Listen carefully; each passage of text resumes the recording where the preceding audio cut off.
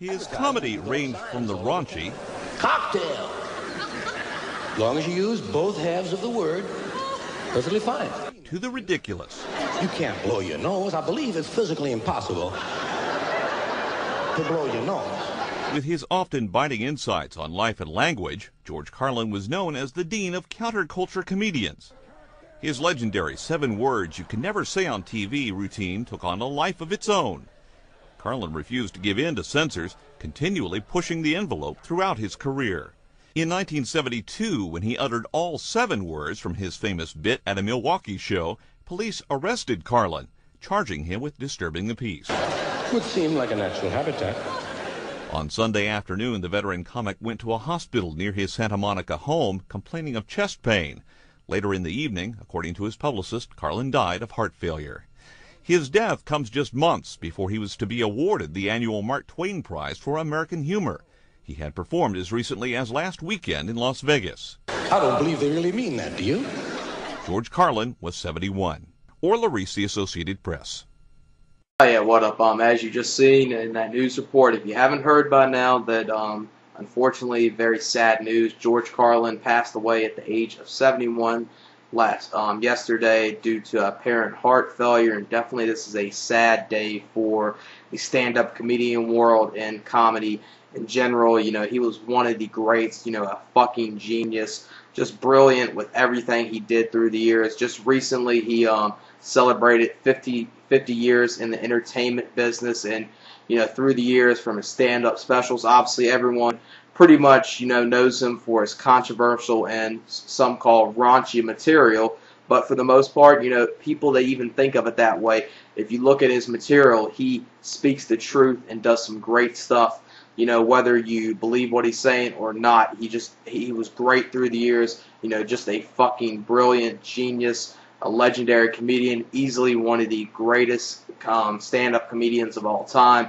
And in my opinion, he is the stepping stone of, you know, what a great stand-up comedian should be. You know, just fucking brilliant whenever it came to anything, whether he involved race, politics, you know, the government, you know, just education or anything, you know, as far as the world, you know, current events, elections, stuff like that, his thoughts on voting and what he thought of America and the people, everything. He was just funny as fuck all the time, and you know, everyone through the years, he has made millions and millions of people laugh through these years, and definitely he'll be sadly lost. And you know, truly a great stand-up comedian, just a truly great man, and you know, was a huge fan of him. Obviously, this is a sad day for any George Carlin fans or any of the family members of George Carlin, and definitely this is a huge blow to the stand-up comedian world, and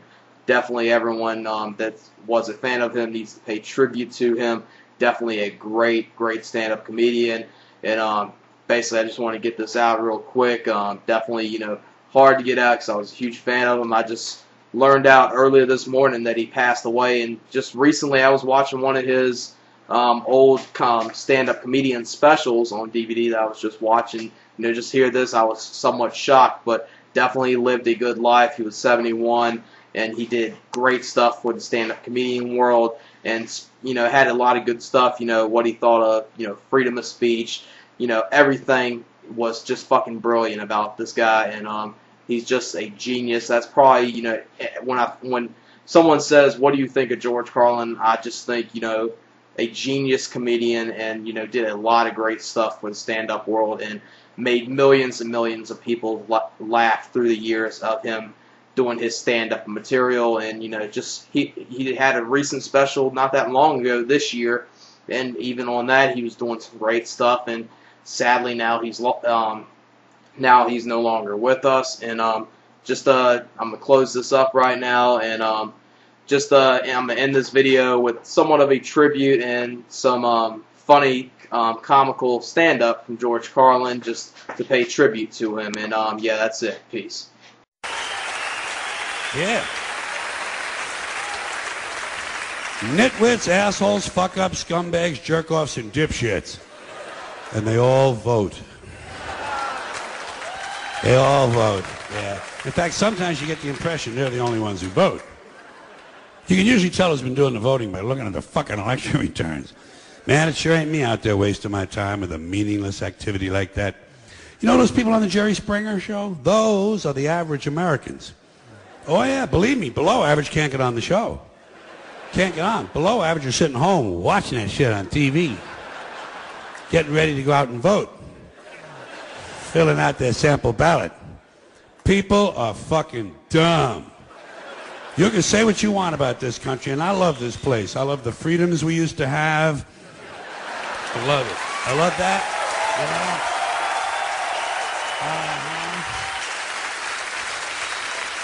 I love it when it didn't take a fucking catastrophe to get us to care for one another. I love the fact that we're on camera all the time from all angles. But you know what? You can say what you want about America. And I say I love this place. I wouldn't have it any other way. Wouldn't live in any other time in history and any other place. But say what you want about America. Land of the free, home of the brave. We got some dumb-ass motherfuckers floating around this country. Dumb-ass motherfuckers, you know? Yeah. There are a couple of terms being used a lot these days by guilty white liberals. First one is happens to be. He happens to be black. I have a friend who happens to be black. Like it's a fucking accident, you know? Happens to be black. Yes, he happens to be black. Ah, yeah. He had 2 black parents? Oh, yes, he did. Yes, that's right. And they fucked? Oh, indeed they did. Indeed they did. So where does the surprise part come in? I should think it would be more unusual if he just happened to be Scandinavian. And the other term is openly gay. They'll say, he's openly gay. But that's the only minority they use that for. You know, you wouldn't say someone was openly black. Well, maybe James Brown. Or Louis Farrakhan. Louis Farrakhan is openly black. Colin Powell is not openly black.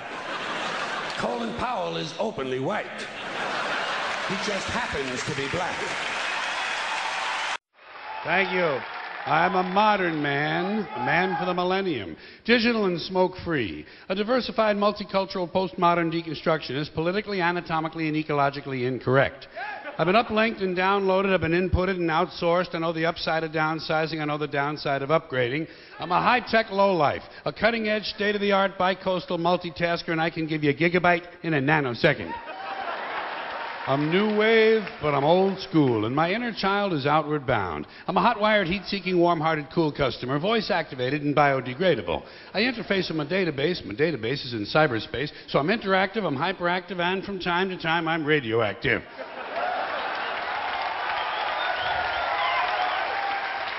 Behind the 8 ball, ahead of the curve, riding the wave, dodging the bullet, pushing the envelope. I'm on point, on task, on message, and off drugs. I got no need for coke and speed. I got no urge to binge and purge. I'm in the moment, on the edge, over the top, but under the radar. A high-concept, low-profile, medium-range ballistic missionary. A streetwise smart bomb. A Top Gun bottom feeder. I wear power ties, I tell power lies, I take power naps, I run victory laps.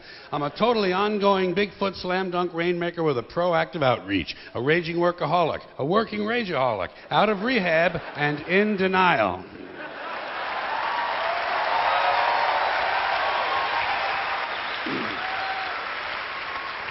I got a personal trainer, a personal shopper, a personal assistant, and a personal agenda. You can't shut me up. You can't dumb me down, because I'm tireless and I'm wireless. I'm an alpha male on beta blockers.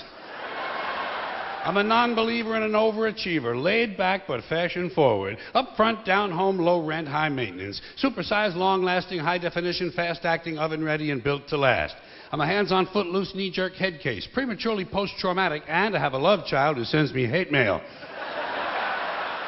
But I'm feeling, I'm caring, I'm healing, I'm sharing. A supportive, bonding, nurturing primary caregiver. My output is down, but my income is up. I take a short position on the long bond, and my revenue stream has its own cash flow. I read junk mail, I eat junk food, I buy junk bonds, I watch trash sports. I'm gender-specific, capital-intensive, user-friendly, and lactose-intolerant.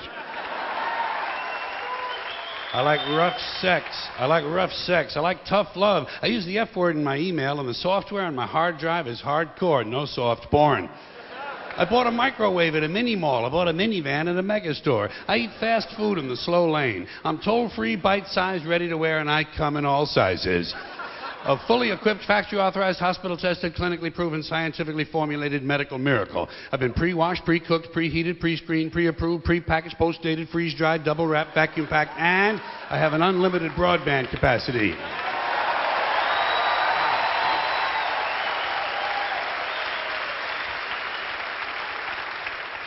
I'm a rude dude, but I'm the real deal. Lean and mean, cocked, locked, and ready to rock.